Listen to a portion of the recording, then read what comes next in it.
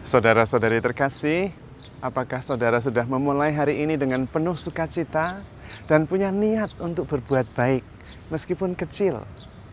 Semoga Tuhan memberkati niat baik saudara.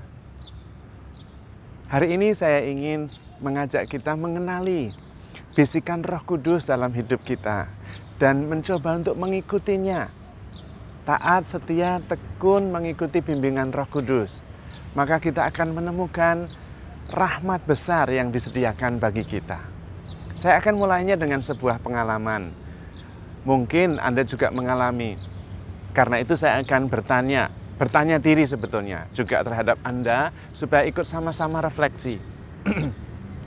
Anda dan saya mungkin pernah mengalami berjalan di sebuah lorong dan ketemu dengan orang yang berpapasan. Lalu kemudian kita pasti mengira-ira, menafsir. Orang ini punya niat baik apa enggak ya? Kalau punya niat baik, kita akan merasa tenang.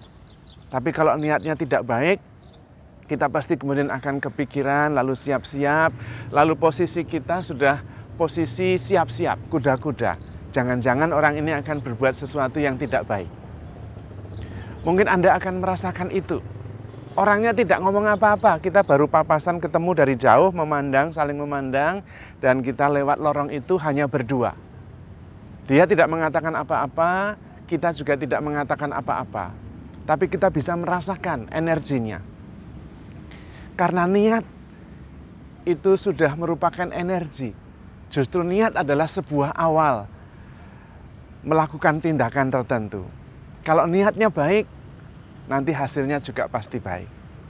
Nah, kenapa kita bisa merasakan hal itu? Karena niat itu energi. Ketika kita punya niat baik, maka yang keluar adalah energi positif. Menenangkan diri kita sendiri dan menenangkan orang lain. Tapi kalau niatnya tidak baik, orangnya belum mengatakan apa-apa, kita sudah merasa, waduh, dia punya niat tidak baik ini. Atau dari ngobrol, meskipun ngobrolnya manis, kita bisa merasakan, saya mengerti maksudnya. Niatnya tidak bagus. Nah, kita bisa merasakan itu. Maka, mari kita belajar untuk lebih peka mendengarkan bimbingan Roh Kudus.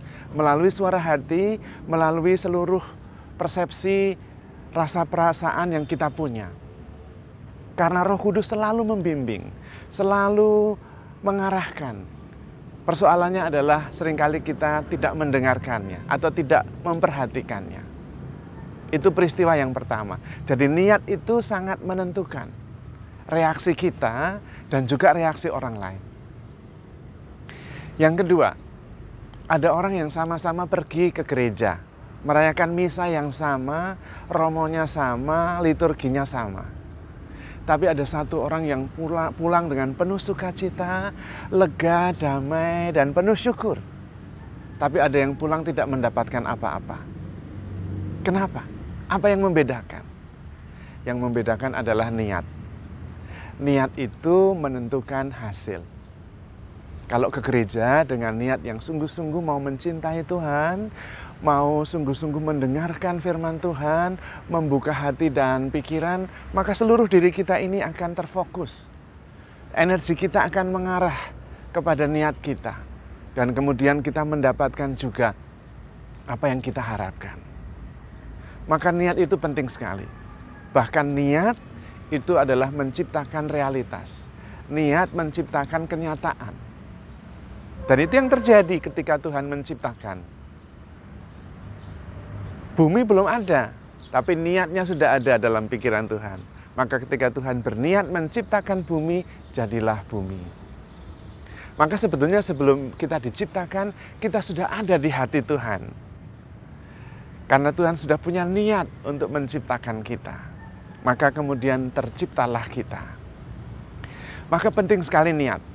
Niat yang baik itu yang paling penting. Karena ketika niat kita baik, itu akan terwujud dalam kenyataan. Sama, niat yang tidak baik juga akan terwujud dalam kenyataan. Maka kita perlu melatih niat yang sungguh-sungguh kuat. Niat itu bukan sekedar keinginan. Keinginan lebih bergerak di pikiran. Niat itu seluruh tubuh, energi, rasa, hati, perasaan, semuanya. Dan biasanya niat yang benar, yang tulus, itu terus akan bergerak dan mendorong kita. Merupakan energi besar. Kita bisa mengetahuinya ketika kita melakukan sesuatu yang tidak harus dibayar, tidak harus dipuji, tetapi saya berusaha melakukannya. Bahkan ketika tidak ada orang yang melihat, nah itu pasti niat. Dan niat itu pasti tulus dari hati. Saya itu beberapa yang contoh dalam hal itu. Saya itu punya niat, nggak dibayar, nggak dipuji, sendirian nggak masalah, yaitu melukis. Hanya kadang-kadang tidak terwujud karena ini, karena itu. Tapi beberapa kali terwujud dan saya senang sekali itu melakukannya. Dan kita kemudian tahu sebetulnya apa yang membuat hati kita senang. Nah, itu yang dimaksud dengan bimbingan Roh Kudus. Saya juga punya niat bisa main gitar. Maka meskipun lelah, meskipun kadang-kadang tidak ada hasilnya, saya tetap melakukannya, menyediakan waktu. Karena itu ada bimbingan Roh Kudus di situ. Itu sekedar contoh bahwa Roh Kudus selalu membimbing kita. Kalau kita tidak dengarkan, kalau tidak kita perhatikan, hati kita tidak merasa damai. Kadang-kadang justru kita mengalami kesulitan. Kalau tetap kita ngotot tidak mendengarkan, kita akan mengalami masalah. Maka sebetulnya kalau Anda mengalami masalah, coba tenang, kemudian periksa batin, peristiwanya diteliti, sikap kita diteliti, terutama sikap batin kita, maksud hati kita, niat kita. Di situ kemudian kita akan merasa, oh, peristiwa tragedi atau masalah ini adalah sebuah peringatan. Karena rupanya sudah ada peringatan kecil-kecil, tapi saya ngeyel, ngotot, tidak mau mengikuti bimbingan roh itu, maka terjadilah persoalan. Dan yang paling penting adalah bahwa akhirnya kita tahu. Karena itu jatuh, bangun, gagal, atau berhasil jangan menjadi masalah. Yang paling penting adalah meneliti gerakan-gerakan batin kita, supaya kita terus bisa mengikuti bimbingan Roh Kudus. Dan kalau kita menyadari bahwa niat itu sangat menentukan hasil, maka punyalah satu niat yang sangat penting dan kuat, yaitu punya niat untuk melaksanakan maksud Tuhan menciptakan kita. Wah, itu akan powerful sekali. Karena Tuhan menciptakan kita pasti punya maksud. Karena sebelum kita tercipta, sudah ada niat dulu di dalam hati Tuhan. Oh, saya mau menciptakan dia, karena saya ingin dia begini. Nah, mintalah niat untuk siap melakukan apa yang Tuhan mau ketika Tuhan menciptakan kita. Maka kemudian itu yang akan terwujud dalam hidup kita. Karena niat mengarahkan energi yang ada pada kita. Niat juga menentukan hasil. Dan itu bisa dirasakan oleh orang lain. Dan kita sendiri merasakannya. Akhirnya kita tahu kok apa yang sungguh-sungguh menjadi niat hati kita. Karena kita berusaha tidak mengikuti pun, Roh Kudus tetap akan mengingatkan. Roh Kudus akan tetap membuka jalan. Niatnya sudah seperti ini, tapi halangannya ada saja ini itu. Tapi Roh Kudus tidak diam. Dan kemudian suatu ketika ketemu jalannya. Dan terwujud. Berliku-liku kadang-kadang jalannya.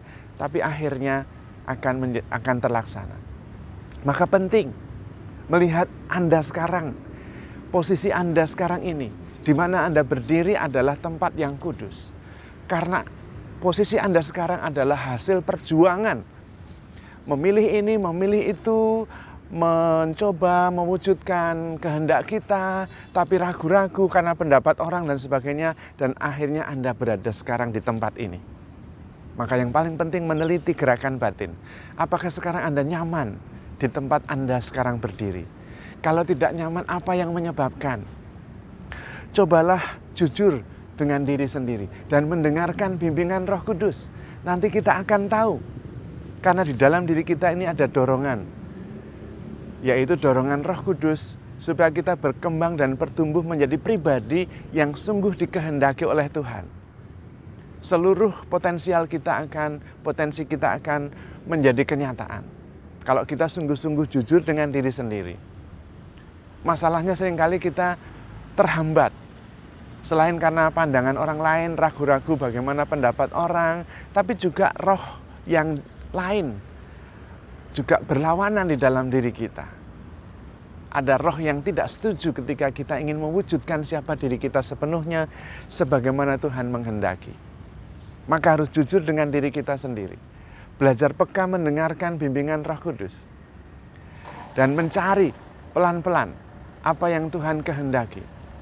Dan tidak sulit, yaitu dengan merasa-rasakan gerakan-gerakan batin. Kalau yang membuat kita berkobar-kobar, mau melakukan sesuatu tanpa dibayar, tanpa dilihat orang, itu pasti dari Tuhan. Yang membuat kita terus ingin maju. Tapi yang paling penting, niat baik. Tidak selalu niat baik bisa terwujud, tapi minimum kita sudah punya niat baik dan kemudian itu menggerakkan kita untuk melakukannya. Itu menjadi energi positif yang menjadi penggerak dalam hidup kita.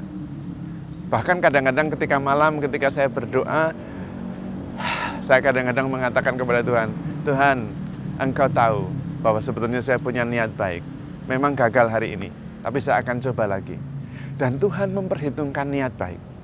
Dalam kitab suci seringkali dikatakan, Tuhan mengenal niat dan maksud hati.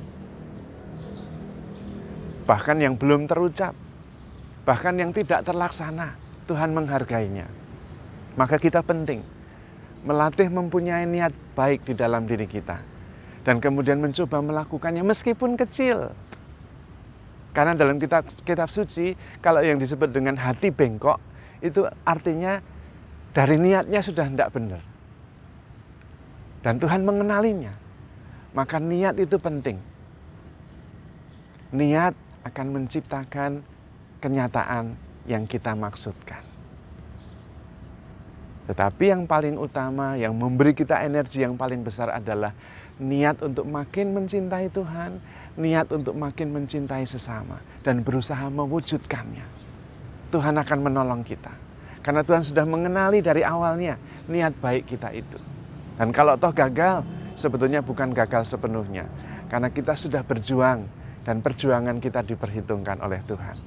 Maka mari kita punya niat baik meskipun kecil. Dan Tuhan akan membuka jalan supaya niat baik kita itu akan terwujud. Karena kita begitu dicintai oleh Tuhan. Maka handle yourself with care because you are loved. Tuhan memberkati.